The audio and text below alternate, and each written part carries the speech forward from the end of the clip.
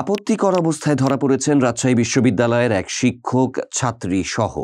বিশ্ববিদ্যালয় বন্ধের দিন রবিবার সন্ধ্যায় তাদের হাতে নাতে ধরেন শিক্ষার্থীরা। তবে সেই ভিডিও বুধবার সামাজিক যোগাযোগ মাধ্যমে ভাইরাল হয়। জানা গেছে, মোহাম্মদ হেদায়েতুল্লাহ নামের ওই শিক্ষক বিশ্ববিদ্যালয়ের ফাইন্যান্স বিভাগের সহযোগী অধ্যাপক। ওই ছাত্রী ফাইন্যান্স বিভাগের 2018-19 শিক্ষাবর্ষে স্নাতকোত্তর MBA বেগম খালেদা জিয়া হলের আবাসিক শিক্ষার্থী। প্রত্যক্ষদর্শীরা জানান, গত রবিবার ছিল বন্ধের দিন। এদিন মোহাম্মদ হেদায়েতুল্লাহ বিকেল 5টার দিকে ওই ছাত্রীকে নিয়ে বিশ্ববিদ্যালয়ের রবীন্দ্রনাথ ঠাকুর একাডেমিক ভবনে 307 নম্বর রুমে প্রবেশ করে। এরপর কক্ষে প্রবেশ করেই বৈদ্যুতিক বাতি বন্ধ করে দেন তারা। কয়েকজন শিক্ষার্থী সন্ধ্যা 7:30টার দিকে ওই কক্ষের দরজায় কড়া নাড়েন। বেশ কিছুক্ষণ পর শিক্ষক দরজা খুলে দেন। শিক্ষার্থীরা কক্ষে প্রবেশ করে ওই ছাত্রীকে আপত্তিকর অবস্থায় পান।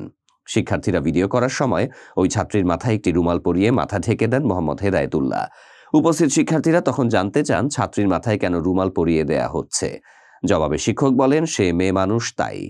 বিশ্ববিদ্যালয়ের ফাইন্যান্স বিভাগের সহযোগী অধ্যাপক মোহাম্মদ হেদায়েতুল্লাহর মোবাইল ফোনে একাধিকবার কল করে তার কোনো বক্তব্য পাওয়া যায়নি।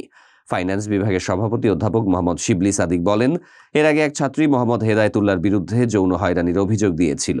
তখন বিভাগের সভাপতি আরেকজন ছিলেন। পরে বিভাগের সভাপতি বসে বিষয়টি মীমাংসা করে দেন।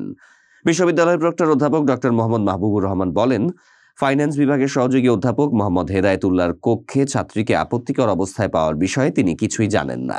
কেউ অভিযোগ দেননি। তবে অভিযোগ পেলে বিষয়টি গুরুত্বের সঙ্গে দেখে ব্যবস্থা নেবে বিশ্ববিদ্যালয় প্রশাসন। উপাচার্য অধ্যাপক সালেহ হাসান নকিব বলেন, এ বিষয়ে আমি অবগত নয়, খোঁজ নিচ্ছি, আসলে কি ঘটেছে সেই অনুযায়ী সিদ্ধান্ত নেব।